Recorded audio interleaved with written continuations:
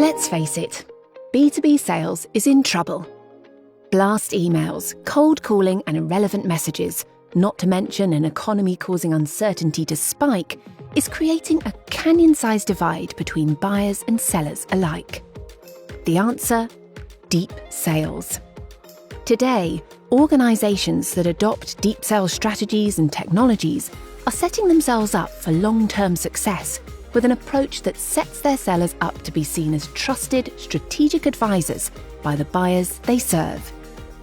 We at the world's largest professional network are sitting down with some of the most innovative sales voices today to discuss what it means to bring deep sales into an enterprise organization. Let's dive in with our host, Rob Humphrey. On this episode of the Deep Sales Podcast, I get to talk to Stephanie Trautman, the Chief Growth Officer at Wipro. We talk about purpose-driven growth, compassion, and empathy in sales, and driving performance using deep sales. So come on in, let's dive in. So how do we break out of our traditional relationships and expand that across the business? Well, one is you've got to understand who those people are. And we have amazing tools like LinkedIn to help us understand who are the buyers in an organization, what has been their past, what kinds of things do they post, who are they connected to, and how do we leverage that to really start that first conversation. Stephanie, welcome to the Deep Sales Podcast. The way I'd like to start, Stephanie, is, of course, I've read your profile, but I want to know what's not on your LinkedIn profile. Probably the role that I treasure the most, and that is of mom. So I have two amazing kids who both graduated from college and started their careers. And I'd like to believe that I had something to do with their success and also with their aspirations. So probably my proudest role, and one that's inspired me to do all those other things that you saw on LinkedIn. Congratulations on that. I can totally get that. I want to congratulate you. You've been voted one of the top 25 women leaders in consulting for 2023. And by all accounts, this is a very legitimate thing to congratulate you on. I'm wondering, what does this recognition mean to you? I was truly honored by the recognition. And I think for me, my whole career has been about, building those trusted advisor relationships, really consulting with clients to help them realize their ambitions. And then now at Wipro, helping Wipro transform as well, really embracing new technology, new ways of working, and ways to have more impact on our clients. And I really think that's what consulting is all about. So I was truly honored, especially I think as a woman in technology, trying to redefine a little bit of what that means. I'm not a coder. I don't have a STEM background, and yet most of my career has been in technology, helping to apply technology to business. So the recognition was wonderful and really representative of, what I've done over the past 30 years. Very, very cool. And by the way, it's not lost on me that you've been in some pretty hardcore consulting, the CSC in particular. First off, I did read you had a recent write-up in the World Economic Forum on the digital skills in today's economy, where you observed that by 2030, up to 85 million jobs are going to go unfilled globally. So what's your view on this digital skills gap in the field of B2B sales? And, what do you think the skills are that are needed in sales in today's modern sellers? I think for us, there's kind of two sets of skills that we look at. One is, how do we get the skills of the technologists who are really applying the technology to our clients? So, cloud skills are scarce, data scientists are scarce, lots of skills that we need to make sure we are developing and enhancing so that we can deliver the work that our clients need us to do. The second set of skills is really then, how do you use this technology? So technology is changing drastically the way that we work and the way that we sell. And I think about, my career and how I built relationships and used information to help inform my sales process. And then, really built solutions with my clients. The way I did that, 15 years ago is very different from the way we do it today. Yeah. And so, the digital skills, not only how do you, having the skills to implement and design the technology, but also how to use the technology. And I think the pandemic really amplified, new ways of working, new ways of selling, new ways of connecting with clients that, we all have to learn. And I think, with the wave of generative AI, it's in the headlines every day. And that too, I believe, is going to have a profound effect on, how we work, how we gather and use information, and how we create with our clients. And there's a lot of creating that goes on in the sales process, as you know. Yeah. So generative AI, I mean, obviously everyone's talking about this. Look, I had to write a business case to do some stuff at work. And I chat GPT'd that thing and it was pretty good. My boss was pretty impressed. But what's your thinking here? How is this changing sales? Oh, I think it's going to have a profound impact on sales. Just even today, it's going to do a lot of the heavy lifting for you, all the research you had to do, all the writing that you had to do. Yeah. Now, if you can create, we're really focused on how do we create the great content that we can then leverage generative AI to mine and to build our solutions, our proposals. How do we do that in a safe and confidential way so that we don't expose client information or Wipro information to people that we don't want to have that access to that information? But I think it allows us to be much smarter in how we connect with clients today than even 5 years ago. And so I think it's going to allow us to be more productive, but it also requires, then those critical skills, the problem solving skills, the relationship building skills to really take the information that we're able to glean using these kinds of technologies and really apply them and co-create with our clients. So I think it's going to be profound, but I don't think it's going to eliminate salespeople. I think it's going to change the way that you do your job and hopefully enhance the great skills that you bring to the sales process. There's a huge, and I appreciate you summarizing that and, how we leverage all this. So it's fascinating, your perspective. At LinkedIn, we talk about deep sales, or now we talk about deep sales, which is, this concept of rethinking the selling process, looking at relationships differently. How are you all looking at sales and relationships with prospects and existing customers, which I would imagine is a large component at your organization? How do you look at sort of this deep sales concept and sort of this retooling from a strategic lens? For us, it's top of mind right now because what we're seeing, we have a lot of relationships, for example, in the IT organization and the procurement organizations, but the decisions about technology are being made at the business level. So how do we break out of, our traditional relationships and expand that across the business? Well, one is you've got to understand who those people are. And we have amazing tools like LinkedIn to help us understand who are the buyers in an organization. What has been their past? What kinds of things do they post? Who are they connected to? And how do we leverage that to really start that first conversation? But then I think also, how do we bring information to bear of interest to them so that we can, again, marry our business knowledge, our deep domain expertise in that particular industry with our technology and business process expertise to really redefine the problem statement and also the solution for them. So I think for deep sales, we've been looking at relationship maps for 30 years, right? Yeah. But the insights that we now have that we can leverage, to understand who those buyers are, what's important to them, and who really mobilizes inside of an organization to drive change. Those are the things that we really think about when we approach a client. And then, in traditional ways, it was always a soft introduction from IT to business or IT to HR. Now we can forge new paths to connect with clients throughout the organization and bring to bear, the solutions to the problems that they're faced with. So I think the buyer's different. We have to get to them in new and innovative ways. And there's some amazing, capabilities and technologies that we can leverage to do that.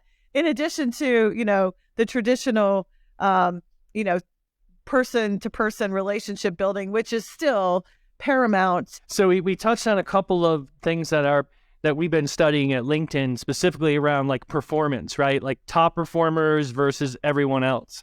And there's a bunch of habits. The first one that I like to think through is, using data to identify buyers, i.e. sort of what we touched on, the buyer intent data. Across your sales organization, do you see your sellers practicing the utilization of buyer intent data yet? Have you seen sort of a uptick in that sort of utilization? We have, and that's where the best salespeople and the best account managers and executives really leverage that data to help them, navigate the organizations and deliver, more pointed solutions to their clients. But at some level, it's still rolling up your sleeves and really, building those personal relationships that, create the trust that you need with the customer.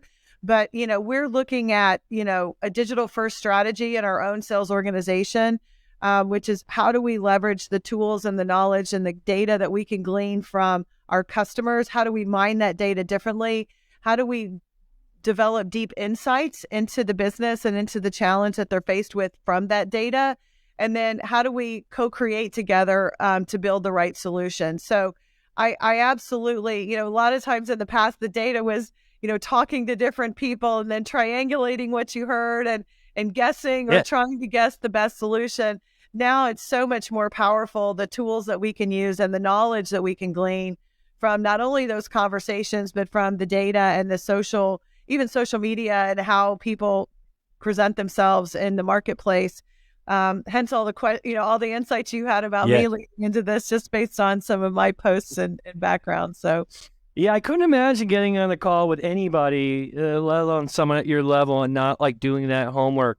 Another habit, and we're touching on this a little bit, is, it's this sort of top performers going like beyond connections. And, that means like the days of, hey, this is the decision maker and the influencer, like you've got to get way broader than that. So how are you all making a habit of like finding hidden allies and multi-threading? How are you sort of encouraging your sales teams to do that? It's interesting because in today's world, we think about when we work with clients, we think not only about our relationships with the client, but also our ecosystem. And so most of our deals, almost half of our deals are won with our partners. And so they also have different relationships, different perspectives, and different insights. So we are the most powerful when we bring our knowledge of the client together with our ecosystem and partnerships, their knowledge of the client, as well as some of the advisory firms that we work with or the analyst community that we glean insights from. And then, of course, coupled with what we know from, working with that client.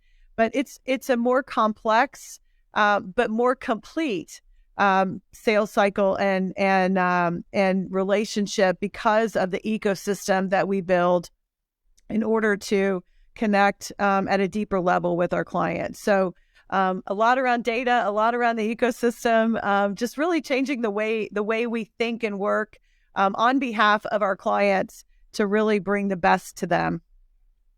Awesome. I appreciate you sharing. One thing that you often talk about is the role of empathy and compassion, which is not foreign to us folks over here at LinkedIn. It's part of our cultural values. But in the context of transformation and innovation, tell us a little bit more about that. I think it's paramount to success. I mean, Wipro, our values are core to who we are and what we do. We're a very purpose-driven organization. When I talk about being a responsible business, I've been talking about it for years. We live it every day. And so having that value system that says, this is how I act, this is how I think, this is the responsibility I have to my company, to my clients, and to the communities I live and serve in is hugely important. And empathy to me is if not one of the most important skill sets that a good salesperson has.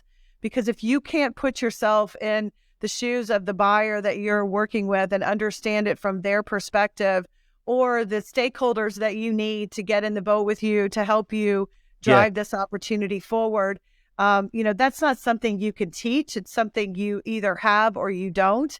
And the very best salespeople that I know are able to do that and do that very well, and then articulate what it is that their solution or their product brings to that customer. But you have to first put yourself in their shoes and understand where they're coming from and what they're trying to accomplish.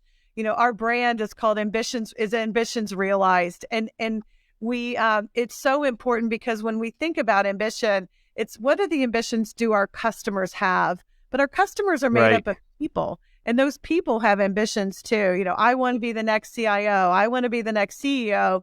And so when we partner with them, not only how do we help the company achieve their ambitions, how do we help the people inside the company achieve theirs, and in the process, achieve ours as individuals as well. So that empathy is hugely important to sales success. Yeah, I really feel you on that. It's like I refer to it as preference building. You can call it whatever you want, but it's, if you have someone in a client situation, you're starting to build that relationship, especially from scratch. It's like you need to figure out like what's their game plan. Some people they just want to get a paycheck and they have other things going on.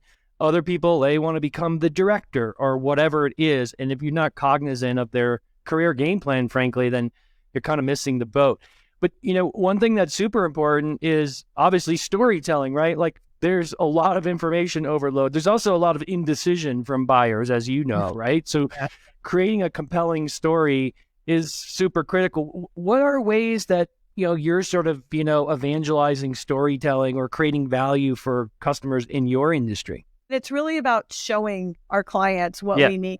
So we're doing a lot of work with our teams early in the process. We've created this buyer experience function within the Chief Growth Office to think about early in the process, what do we want the buyer to experience as they work with us? Because our sales cycles are really long. And so not, what do we want to tell them and how do we show how smart we are about technology, but how do we want to connect with them throughout the process to not only share what we are going to do, but what it's going to feel like to work with us, and then to be able to create the assets and the workflows and demonstrate how our solution will and how we as a partner will work with them moving forward. So I think it's less about tell me, it's more about work with me, co-create with me, and show me. I think we touched on this, Stephanie, but you all have a pretty big focus on purpose-driven enterprise and using technology for good. As I understand it, Wipro is majority owned by a nonprofit founded to build a more equitable society, which sounds awesome. I initially didn't even believe it, but then I looked it up and I'm like, that's pretty rad. Tell us a little bit about that. Like as a leader, the idea of tech for good. Yeah. For us, we come to work every day to deliver value to our clients, and that's our primary goal. But in the process of doing that, we as we create profits, those profits go to the Premji Foundation, which is one of the largest foundations in the world, really reinvesting in communities to combat poverty, to deal with profound health issues, to help, women who are, having families who are struggling, to provide education, to give people an avenue into a whole new life, and then to turn around and give back to their community. So if we think about what we do every day in a different way, because what we do not only matters to our clients, it matters to society as a whole. And so we take that very seriously. And what's so fascinating is then how do you use technology in the course of delivering these kinds of services to the community, but also, how do you use technology to reduce the carbon footprint? How do you use technology to connect people to the arts? I was in a museum that we've helped stand up in Bangalore just last week, and to see how they were using technology to bring art to everyone in the country was amazing and expose them. So it can be used in so many great ways beyond just what we do from a business perspective day to day. And I think it's going to be critically important to solving some of the biggest challenges that we as a society face, today. So hugely important, highly invested in it. Our Lab 45 team works to find new innovations and applications for technology, again, not only for our business, but for the good of society as a whole. So it makes me really proud to work for a company like Wipro. I asked you this question as a leader because I think it's fascinating. Like everyone wants to talk about mental health, but not salespeople, and definitely not, I do, but not really even me. And the reason is, it seems to me that if you don't have a compassionate sales leader, you're going to shoot yourself in the foot. Now, I'm 53, so I'm a little old school, and I just want to give you context. But I guess my question is, what's your perspective on sales and mental health? Because the last thing I'm going to do is if I'm working for one of your managers, it'd be like, hey, I'm struggling, because they're going to be like, okay, and they're not going to get their number. What's your vantage point on that? Like, why can't salespeople sort of be like, hey, I'm struggling too? Or do you even see that in the organization? Oh, I definitely see it. I read an article a long time ago that defined salespeople as happy losers. So, Yeah. if you look at the average win rate, it's not 90%. And if it is, I want to hire you. But mine is 97%. Okay, well, you're hired. But, salespeople are inherently resilient because we face a lot of rejection in the face of, getting to yes. And so I think we tend to be more resilient than some. At the same time, though, to your point, I think as a sales leader, you have to be empathetic. Your top performers, they're going to just keep going and going and going, but they're humans as well. And you have to be able to recognize when somebody needs a break. And so I'm pretty emphatic about, when you win a big deal, like take a couple weeks and catch your breath, because it's pretty intense in those last couple of months. And so you need to catch your breath and then go catch the next one. And also just, you can ask my team, but I am a pretty empathetic leader. I think people do need time to connect with their families and to relax and turn off. And we've been really cognizant of that at Wipro, just making sure that we're paying attention to mental health, that we're giving our people the space to take the time they need. We've introduced new vacation policies for our leadership to help reinforce the importance of mental health. And Thierry models that, as do I and the other leaders. And I think as a sales leader, you have to model it. So, I go on vacation and I don't want to be bothered unless, it's urgent and it's got to sign next week. And well, you're on vacation, you need that time to connect. Our families, I always, say my family has much to do with my success as me. And they sacrifice a lot for us to be able to do what we do. And so you have to take that time to stay connected and to recharge. It makes you better as a salesperson. So refreshing to hear that approach. I think it's really the way to go.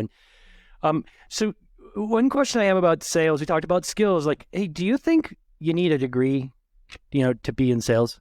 I think it depends on what you're selling. I think, it's interesting. When I got into the technology business, I don't have a technology degree or a technology background. And my leader, who took a chance on me, said, look, the stuff I can, you don't know, I can teach you. The stuff I can't teach you. You either have it or you don't. So I don't think a degree necessarily, suggests you're going to be a great person in sales, but I do think it does help in terms of, being curious, expanding your knowledge, how you problem solve, how you manage your time. And I think, sometimes, being in a college environment or, helps you learn those skills. But, a lot of people learn those skills in different ways. So I think it kind of depends on what you're doing. But I think sometimes, to be successful in sales, those skills are those that can't necessarily be taught. I appreciate you sharing that. I ask everyone that because I'm fascinated by it. Really important questions, though, I have. Just quick reactions here. Music-wise, if you had to choose between the Beatles and the Rolling Stones. Oh, the Rolling Stones. Taylor Swift versus Bob Marley and the Wailers. Ooh, that's tough. Maybe you think that one over a little bit. That is a tough one. I'm going to see Taylor Swift in a couple weeks, so I guess I better say I'm Swift. I've never seen her, so it's on my bucket list. Yeah. Right. Was your LinkedIn rep taking you, or are you going on your own? No, I'm taking my daughter. Actually, she's taking me. So she camped out to get tickets. So she gets to take me for once. Oh my God, that sounds like so much fun. My daughter's 20. She's in college, and every time she wants to hang out with me, I literally drop everything I'm doing. I cancel every meeting, and I'm like, I'm there. Yes. So my son even more so, because boys don't call their moms that often. So when he does, it's like all hands on deck. No, yeah, it drives my wife crazy. My oldest son's 26, and he just, I always text him, like, call your mom every Sunday. That's what I tell him. But seriously, though, fun aside, Stephanie, tell me about your perspective on deep sales. I'm not going to pad this with a bunch of stuff that you're going to tell me, but what when you think deep sales, what do you think, or do you think about it at all? I think about it a lot. I mean, I think deep sales is really, how do you get under the cover of the client and the contact and understand, new ways to build that relationship and really build those coaches. One of the first questions I always ask when I'm talking to deal teams is, who's your coach? And do you have more than one? Because if you only have one, they're going to give you their perspective. But again, in our business, there's so many stakeholders that we have to get, in the boat with us by the end of the day. Yeah. And so how do you really use your coaches to create deeper connections? How do you build multiple coaches? And how do you use information and data to get insights into them and what motivates them? At the end of the day, you talked about this earlier, lots of clients will talk to you, but the ones that will mobilize on your behalf, because they believe you're the partner to help them accomplish their goal, are the ones that are priceless. So that's what, that I think it's hugely important. I appreciate you summarizing that really so well. So we've got some product managers over here and product marketing managers, and there's one in particular that says that LinkedIn and our Sales Navigator product gives sellers superpowers. So what superhero do you think would be the best salesperson, and why? Well, of course, I'm going to say Wonder Woman, because she was strong and amazing, and she could get to the truth of anything. Oh, yeah. And then deal with the situation. And she had amazing, I love her. I love her bracelets. So, fashion and power. What more could you want? 100%. I'm with you on that one. I was expecting to hear that. That's great news. It was amazing having you on this episode, Stephanie, of the Deep Sales Podcast. I want to thank you on behalf of LinkedIn and LinkedIn Sales Solutions. We covered a lot of ground. We talked about empathy. We talked about generative AI, the digital skills gap, and just fascinating and amazing to talk to you. I'm really glad for your investing the time in the Deep Sales Podcast. My pleasure, Rob. I could spend all day talking about this. As you know, it's deep in my heart and my passion. So thank you for inviting me to join you. It was truly my pleasure. Thank you for joining the Deep Sales Podcast. If you liked what you heard, please subscribe and share. See you on our next episode. Or for more deep sales insights in the meantime, check out the LinkedIn Sales blog. As always, happy selling.